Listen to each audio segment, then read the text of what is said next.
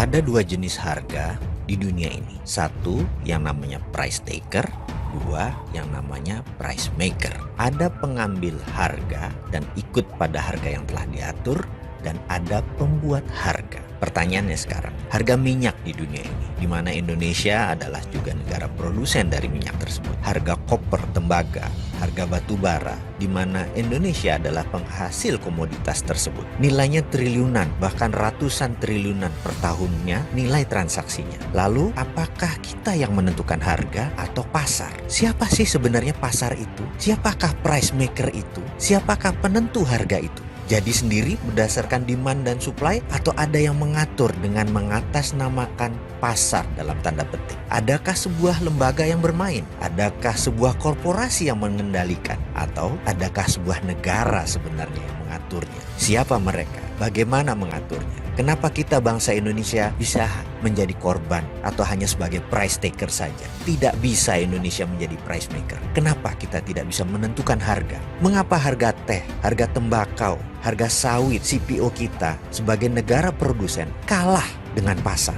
Atau karena bursanya di Bremen, di negara lain, atau bursanya untuk CPO ada di Malaysia. Walaupun Indonesia penghasil CPO terbesar di dunia, kita menjadi tidak berdaulat karena bursanya bukan di Indonesia. Apa karena itu? Mengapa ke depan kita tidak menjadi price maker saja? Untuk menjadi negara berdaulat, harus ada yang Indonesia dominasi. Dengan adanya yang Indonesia dominasi, maka kita punya efek penggentar atau deterrent effect. Kita lihat peta dominasi dunia. Entertainment didominasi Hollywood, Amerika. Trading, perdagangan dan logistik lebih dari 60% didominasi oleh China. Militer didominasi oleh Amerika. Anggaran militer itu 1.000 billion, atau kalau seluruh dunia anggaran militernya dijumlahkan, termasuk China, Indonesia dan lain sebagainya, nggak ada apa-apanya dengan anggaran militer Amerika per tahunnya. Bisa bayangkan, jadi Amerika mendominasi militer. Teknologi informasi masih didominasi Amerika. Kosmetik kecantikan didominasi oleh Korea Selatan. Keuangan masih didominasi oleh Wall Street, Amerika. Minyak, BBM, fisiknya mungkin di Timur Tengah,